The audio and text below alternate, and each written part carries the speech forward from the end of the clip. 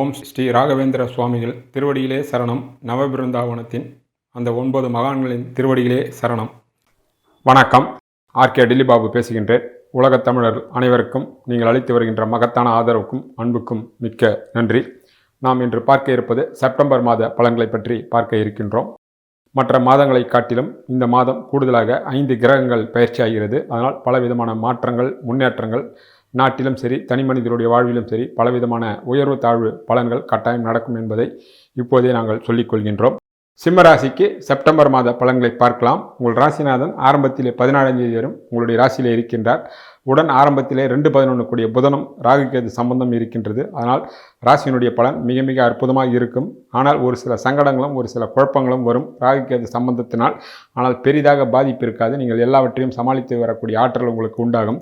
அஷ்டம சனி நடந்தாலும் குருவினுடைய பார்வையால் அஷ்டம சனியினுடைய தாக்குதல் மிகப்பெரிய அளவிலே உங்களுக்கு கட்டுக்குள்ளே இருக்கும். அதனால் நீங்கள் கவலைப்பட வேண்டிய அவசியம் நிச்சயமாக சிம்ம ராசிக்காரர்களுக்கு இருக்காது. ஆனால் 17ஆம் தேதிக்கு பிறகு உங்களுடைய ராசிநாதன் 2லே வருவார். 2லே உச்ச புதன் இருக்கின்றார். புதனாதித்ய யோகம் ஏற்படுகிறது. 1-2 கூடிய சேர்க்கை 2லே இருப்பதினால் உங்களுடைய புத்திசாலிதனம், அறிவு கூர்மை, எண்ணிய எண்ணங்கள் ஈடேறுவது, தனப்பிராப்தி என்று சகல விதமான சௌபாகியங்களும் நிச்சயமாக உண்டாகும் என்பதை நீங்கள் நிச்சயமாக எதிர்பார்க்கலாம். அதே வேளையில் 8லே இருக்கக்கூடிய சனியினுடைய பார்வையும் இருப்பதினால் பொருளாதாரத்திலும் குடும்ப விஷயத்திலும் நீங்கள் விட்டு கொடுத்தும் சில கண்ணியத்துடன் நடந்து கொள்ள வேண்டும். கூடுமான அளவுக்கு நீங்கள் உணர்ச்சி வசப்படக்கூடாது. சமாளிப்பதற்காக அந்த நேரத்திற்கு உண்டான பேச்சை நீங்கள் பேசினால் பிறகு பலவிதமான சிக்கல்களில் நீங்கள் மாட்டிக்கொள்வீர்கள் என்பதை கவனமாக இருக்க வேண்டும். உங்கள் குடும்ப ரகசியத்தை வெளியாட்கள் இடத்தில் நீங்கள் சொல்லுவதும் மற்றவருடைய விஷயத்தில் நீங்கள் தலையிடுவதும் தேவையற்ற குடும்பத்திற்கும் மன அமைதிக்கும் பெரிய பாதிப்பை உண்டாகும் என்பதை நினைவில் வைத்துக் கொள்ளுங்கள். சனியினுடைய பார்வை நேராக 2ஆம் வீட்டிற்கு கிடைப்பதனால் அதில் ராசிநாதனம் 2 கூடையும் இருப்பதனால் பொருளாதாரத்திலும் குடும்பத்திலும் ஒரு சில சிக்கல்கள் வரலாம். மிக கவனமாக அதை கையாண்டால் பெரிய சங்கடங்கள் வராது. நல்லதோ கெட்டதோ 2 கூடையவர் புதன் அங்கே உச்சபலம் அடைந்து இருப்பது மிகப்பெரிய தனயோகத்தை தரக்கூடிய அமைப்பாக அமையும். கடன்களும் வரலாம். அந்த கடன்கள் உங்களுக்கு சுப கடன்களாக அமையும் என்பதையும் கவனத்தில் கொள்ளுங்கள். உங்களுடைய ராசிக்கு 2 கூடியவர் புதனை ஆகின்றார். ஆரம்பத்தில் அவர் உங்களுடைய ராசியிலே இருக்கிறார். 8ஆம் தேதிக்கு பிறகு அவர் 2லே உச்சமடைவதால் உங்களுடைய தனம், பொருளாதாரம், உங்களுடைய சிந்தனை, செயல், உங்களுடைய சொல்லுக்கு உண்டான செல்வாக்கு என்று சகல விதமான சௌபாகியங்களும் 2ஆம் வீட்டின் மூலமாக உண்டாகும். கடன்கள் இருந்தாலும் கடன் அடைபடுவதற்குண்டான தனப்பிராப்தி வருவதற்கு வாய்ப்புகள் உள்ளது. சரியான முறையில் பயன்படுத்தி கொள்ளலாம். சனியினுடைய பார்வை இருப்பதனால் ஒரு வகையான சங்கடங்கள் வரலாம். அந்த சங்கடங்களை சமாளிப்பதற்கு நீங்கள் உண்மையாகவும் தர்மத்துடன் நடந்து கொண்டால் எந்த விதமான சங்கடங்களும் உங்களை அண்டாது. 2 கூடையவர் 2லே இருப்பதனால் மிகப்பெரிய யோகமும் தனப்பிராப்தியும் உங்களுடைய புத்திசாலித்தனமும் நிச்சயமாக உங்களை கட்டாயம் கவசம் போல் நின்று உங்களை கட்டாயம் காப்பாற்றும். உங்களுடைய ராசிக்கு 3 கூடையவர் சுக்கிரன் ஆகின்றார். அவர் 2ஆம் தேதி வரை 2லே நீசமாகவும் 3ஆம் தேதிக்கு பிறகு அவர் 3லே ஆட்சி பெறுகின்றார். துலாத்திலே அவர் ஆட்சி பெறுகின்றார். 3 கூடையவர் 3லே இருப்பதினாலும் மாத பிற்பகுதியில் சகோதரக்காரன் செவ்வாய் 12லே இருந்து பார்ப்பதினால் இளையவர்கள் மூலமாக உங்களுக்கு சுபவிரயங்கள் ஏற்படும், பயணங்கள் ஏற்படும், வெற்றிகள் ஏற்படும். துணிந்தவனுக்கு துணிவே துணை என்று சொல்வார்கள். உங்கள் துணிவின் மூலமாக பலவிதமான நல்ல காரியங்கள் இந்த மாதம் உங்களுக்கு வெற்றியை தேடித்தரும். தூரதேசத்து பயணங்களும் ஒரு சிலருக்கு கடல் சார்ந்த பயணங்களும் ஏற்படும். அந்த பயணங்கள் மூலமாக உங்களுக்கு லாபங்களும் வெற்றியும் அடைபடும். எந்த காரணத்திற்காக நீங்கள் செல்வீர்கள் என்பது உங்கள் சொந்த ஜாதகத்தின் அடிப்படையாக இருக்கலாம். இளையவர்களாக இருந்தால் படிப்பு, வேலை, தொழில், ஒரு சிலருக்கு அங்கு உள்ள சொந்த பந்தங்களை பார்ப்பதற்கு, சுற்றுலா போவதற்கு என்ற பலவிதமான காரணங்கள் அமையும். ஆனால் ஏதோ ஒரு வகையில் வெளிநாடுகள் செல்வதற்கு வாய்ப்புகள் கூடுதலாக அமையும். அது உங்கள் சொந்த ஜாதகம் பொறுத்த விஷயமாக இருக்கும். ஆக எப்படியோ 3ஆம் வீட்டு அதிபதி 3லே இருப்பதினால் உங்களுடைய மனதைரியமும் வெற்றியும் ஏதோ ஒரு வகையில் நிச்சயமாக உங்களை தழுவிக்கொள்ளும். உங்களுடைய ராசிக்கு 4 கூடியவர் செவ்வாய். அவர் ஆரம்பத்திலே 11லே இருக்கிறார். 19ஆம் தேதிக்கு பிறகு அவர் 12லே நீசபங்க ராஜயோகமாக இருந்து குருவுடன் சேர்ந்த செவ்வாய் குருவினுடைய பார்வை 4ஆம் வீட்டிற்கு கிடைப்பதினாலும் அவர் 12லே இருந்தாலும் தான் வீட்டிற்கு 9ல் இருக்கின்ற காரணத்தினால் 4ஆம் வீட்டின் மூலமாக பலவிதமான நன்மைகளும் சுபவேரிய செலவுகளும் நிச்சயமாக இந்த மாதம் வரும் என்பதை நீங்கள் எதிர்பார்க்கலாம். குறிப்பாக இடமாற்றங்கள், புதிய சொத்து சுகங்களை வாங்குவது, விற்பது போன்ற விஷயங்கள், வாகன சேர்க்கை, புதிய வாகனங்களை வாங்குவது, பழைய வாகனங்களை விற்பது என்ற வகையில் நடைபெறலாம். 4ஆம் வீட்டின் மூலமாக பலவிதமான நன்மைகளும் யோகங்களும் அதிர்ஷ்டங்களும் தழுவிக்கொள்வதற்கும் அதே நேரத்தில் சுபவீரியங்கள் வருவதற்கும் வாய்ப்புகள் உள்ளது. அதே வேளையில் தசாபுத்தி சொந்த ஜாதகத்தில் சரியில்லை என்றால் 4ஆம் வீட்டின் மூலமாக உடல்நலக் குறைவு, சுகபங்கம், நல்ல சொத்துக்களை விற்பது, தேவையற்ற மன கஷ்டம், உடல் நலிவு என்ற போன்ற பிரச்சனைகளும் வரலாம். அது சொந்த ஜாதகத்தினுடைய அமைப்பையும் சொந்த ஜாதகத்தினுடைய தசாபுத்தியும் பொறுத்து அமையும். ஆக இந்த கோச்சாரத்தை பொறுத்தவரை நல்லதோ கெட்டதோ செவ்வாயுடன் சேர்ந்து நீச்சபங்க ராஜயோகமாகி செவ்வாய். குருவினுடைய பார்வை 4ஆம் வீட்டிற்கு கிடைப்பதனால் 4ஆம் வீட்டின் மூலமாக பலவிதமான அதிர்ஷ்டங்கள் உங்களை 4ஆம் வீட்டின் மூலமாக தழுவிக்கொள்ளும். சிம்மராசிக்கு 5 கூடியவர் குருவாகின்றார். அவர் உங்களுடைய ராசிக்கு 12 இருக்கின்றார். ஆரம்பத்திலே 19ஆம் தேதி வரை 4-9 கூடிய செவ்வாய் 5ஆம் வீட்டிற்கு கிடைக்கின்றது. மாத பிற்பகுதியில் செவ்வாயுடன் சேர்ந்த குருவுடன் சேர்கிறார். ஆக 5ஆம் வீட்டின் மூலமாக உங்களுக்கு நிச்சயமாக சுபவேரிய செலவுகள் கட்டாயம் உண்டாகும். உங்களுடைய கனவுகளும் திட்டங்களும் ஆசைகளும் நிறைவேறும். உங்கள் பிள்ளைகள் படிப்புக்காகவோ மற்ற வேலைக்காகவோ மற்ற தொழிலுக்காகவோ நீங்கள் வெளிநாடுகளுக்கு செல்லலாம். நீங்களும் வெளிநாடுகள் செல்லக்கூடிய வாய்ப்புகள் கட்டாயம் உருவாகலாம். 5ஆம் வீட்டின் மூலமாக தான் வீட்டிற்கு 8லும் ராசிக்கு 12லும் இருப்பதனால் சுபவேரிய செலவுகள் நிச்சயமாக பிள்ளைகள் வகையில் உண்டு. கடன்களும் ஏற்படலாம். கடன் வாங்குவதற்கு காரணம் சனியினுடைய பார்வையும் 5ஆம் வீட்டிற்கு கிடைக்கின்றது. அந்த கடனை நீங்கள் சுபவேரிய கடன்களாக எடுத்துக்கொள்ளலாம். குரு பார்த்த சனி என்பதனால் தேவையற்ற வீண் வெறிய செலவுகளையும் சங்கடங்களையும் அனாவசியமான செலவுகளையும் வராது. அத்தனையுமே சுபவேரிய செலவுகளாக இருக்கும் என்பது தெளிவு. ஆக 5ஆம் வீட்டின் மூலமாக சுபவேரியங்கள் நடந்தாலும் அது குடும்பத்தில் உள்ள திருமணம், குழந்தை பாக்கியம் மற்றும் கிரகப்பிரவேசம் போன்ற அத்தனை நண்பர்களுடைய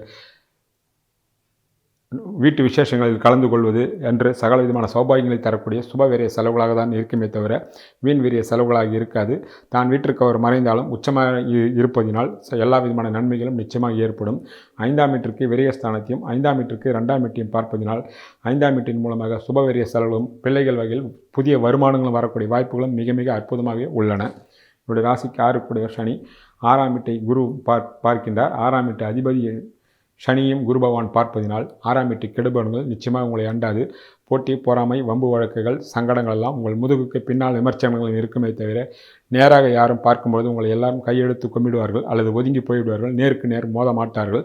அதுதான் 6ஆம் வீட்டையும் 6ஆம் வீட்டு அதிபதி சனியும் குரு பார்க்கக்கூடிய பலன்களாக அமைகின்றது. உங்களுடைய ராசிக்கு 7 கூடியவர் குரு பகவான். உங்களுடைய ராசிக்கு 7 கூடியவர் சனி. அங்கே 7 ராகு கேது சம்பந்தத்தோடு இருப்பதினாலும் 7ஆம் வீட்டு அதிபதியை சனியை குரு பகவான் பார்வை செய்வதாலும் களத்திரக்காரன் சுக்கிரனும் சாதகமாக இருப்பதினால் இந்த மாதம் சிம்மராசிக்காரர்களுக்கு 7ஆம் வீடு சாதகமாகவே உள்ளதனால் எந்த விதமான பெரிய சங்கடங்களும் நிச்சயமாக வராது என்பதை நீங்கள் எதிர்பார்க்கலாம். கணவன் மனைக்குள் ஒற்றுமை அற்புதமாக இருக்கும். அஷ்டம சனி நடந்தாலும் திருமண முயற்சி சற்று கூடுதலான முயற்சி செய்தால் 7ஆம் வீட்டு அதிபதியும் களத்திரக்காரன் சுக்கிரனும் சாதகமாக இருப்பதனால் அதுவும் அற்புதமான முறையில் திருமண முயற்சியும் கட்டாயம் வெற்றி அடையும்.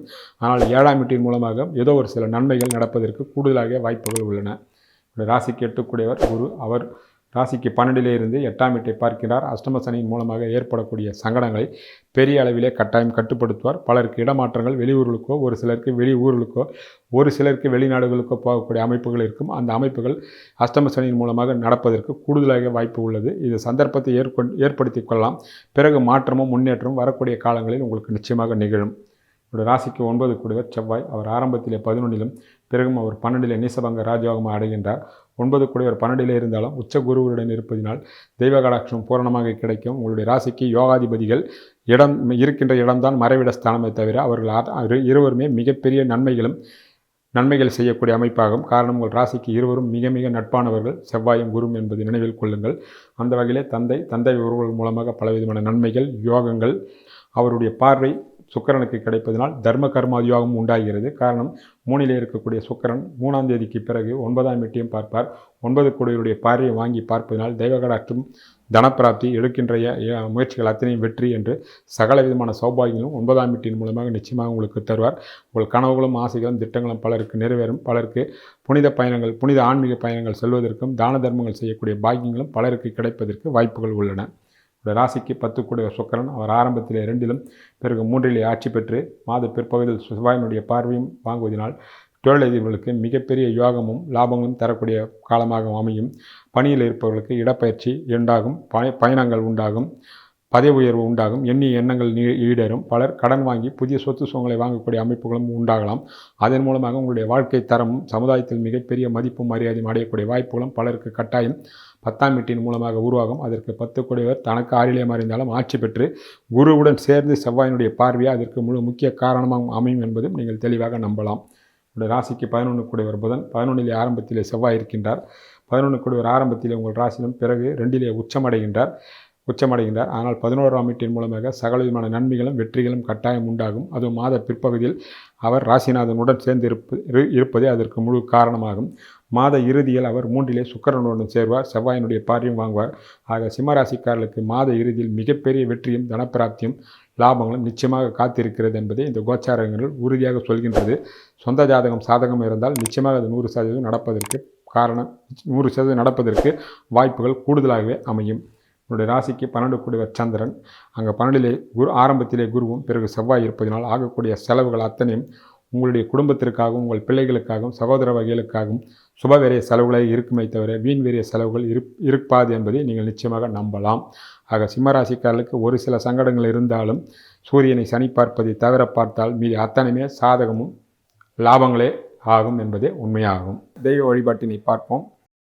அம்பாளையும் ஆண்டாள் தாயாரையும் தரிசனம் செய்வதும், அருகாமையில் உள்ள திருக்கோயிலுக்கு சென்று நெய் தீபம் ஏற்றி வழிபடுவதும் மகத்தான நல்ல பலன்களை தரும். சனிக்கிழமை தோறும் ஆஞ்சநேயரையும் செவ்வாய்க்கிழமை தோறும் முருகப்பெருமானை வணங்குவதும், சுந்தரகாண்டத்தை பாராயணம் செய்வதும், கந்தசஷ்டி கவசத்தை படிப்பதும் கைமேல் பலன்களை தரும். இந்த தெய்வ வழிபாட்டினை வெளிநாட்டில் உள்ள தமிழர்களும் கட்டாயம் பயன்படுத்திக் கொள்ளலாம். கைமேல் கட்டாயம் பலன்கள் உண்டு. நன்றி, வணக்கம்.